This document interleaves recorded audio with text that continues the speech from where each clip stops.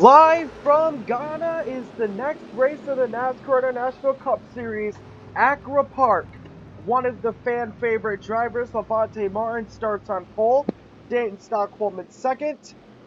Rada in third, who really needs a redemption after being in last place by a long shot.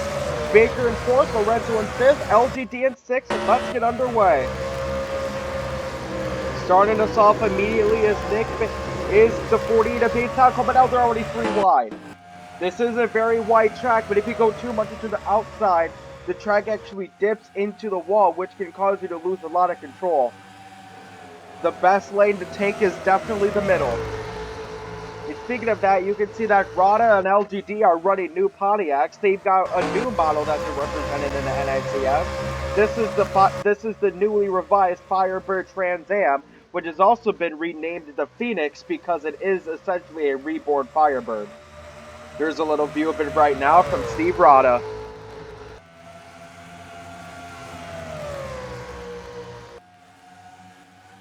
Here's the challenger of Anthony Lorenzo, who's already won a race this season, looking to get a second, as well as Martin. This is the 13th race of the season, and we are yet to have a driver finish with multiple wins so far. Everybody has either 1 or 0, but that could change today. Lorenzo and Martin would be one of the favorites to do it.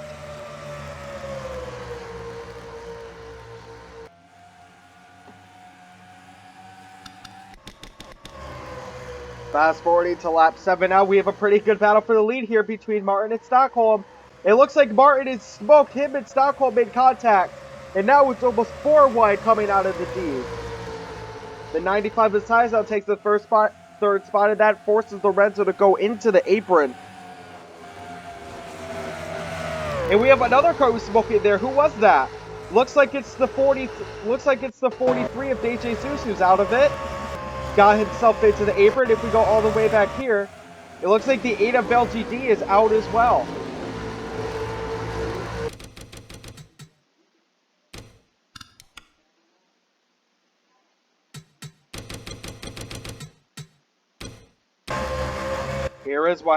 Here is what happened with LGD here at lap 7.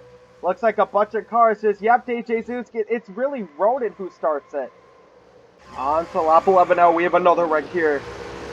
Lorenzo and Lombardi are in it. Very unfortunate for Lorenzo.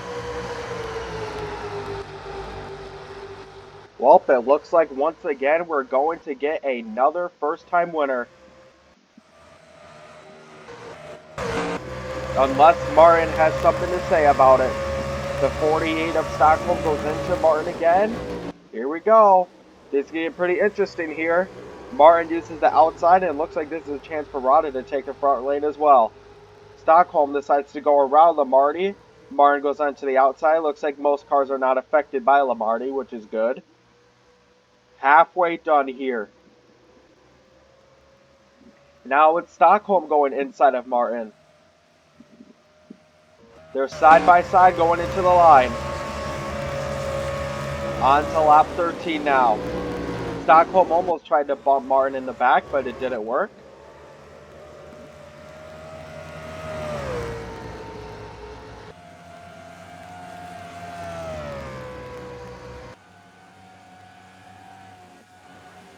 The 9 and the 48 side by side. Now it's Baker who's looking to take the second spot away. Roderick, who is in that wreck. Looks like Martin comes out and he's smoking. He took out and he's going. He lost the tire going into the apron. And that surely means that Martin is out of it as well. You can see what happened here. Yeah, Martin just probably lost a tire or something going into there, slams into the apron. And that's going to be his day done as well. Which basically confirms that we're going to get yet another first-time winner.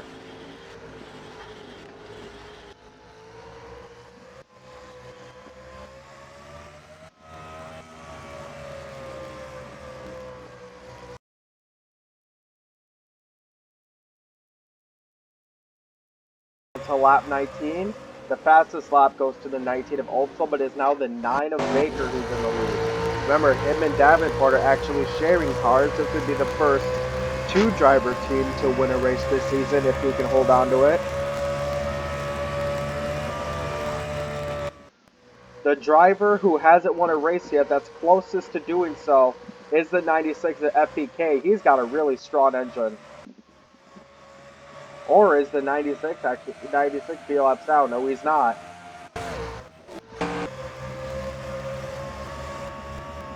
You can see that there are a significant amount of cars here with 6 to go, all trying to find their way to Baker. There's FPK in the 6th spot. He's the one that has the best chance of getting past this. He passed it out of Baker, but Baker has built himself a pretty good lead. And also, this has definitely been Rada's best race of the season so far. What a moment he would be if he could win this race and get past Baker.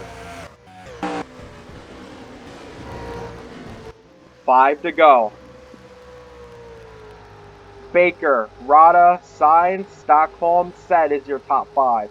But here comes Kronberg looking to make something happen here. With Martin finishing 5 laps down, the race for the lead is going to be very, very tight now. This could also mean that Ross will jump ahead of Martin in the standings. But if FPK has something to say about it, it could get very more interesting with 4 to go. A very big draft has been formed between Rada and the rest of the drivers, all trying to do everything they can to catch up to Baker.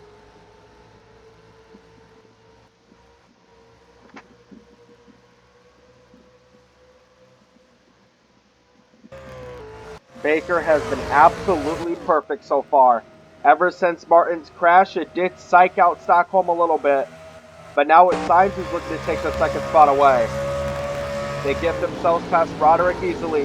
Sainz goes into the inside, uses the side draft from Rada, and the 95 is now going to take the 2nd spot away. Excellent driving from the 95. However, though, is that going to be enough to catch up to Baker? The lead is now exactly a second for him. Sainz is very, very fast now. Let's see what it is coming out of 4. He does have to slow down a bit. The draft is there. It looks like the gap hasn't increased, but here's DJ Zeus who could have something to say about it. DJ Zeus and Lombardi are still on the track, but this affects Sainz catching up to Baker. It's all about how Sainz handles these lap cars. Baker does a good job to get around the outside of him. It looks like the gap closed a little bit, but not too significantly. Stockholm works his way around his teammate, and Kronberg and Roden go side by side, and now Kronberg takes it back. It's 1 to go here. Nick Baker just has to hold on a little bit longer. This will confirm that Ross will go ahead of Martin in the standings in the race for the regular season championship. But this is the very last chance for Sainz, and he's got that draft. But will it be enough? Coming into turn 3 or 4 for the last time, and it looks like it won't be enough. It will be the night of Nick Baker who wins here at Accra Park.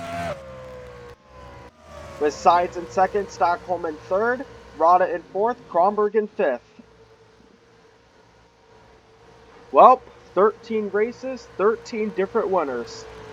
What can I say? This has definitely been one of the most competitive seasons of the NICS so far.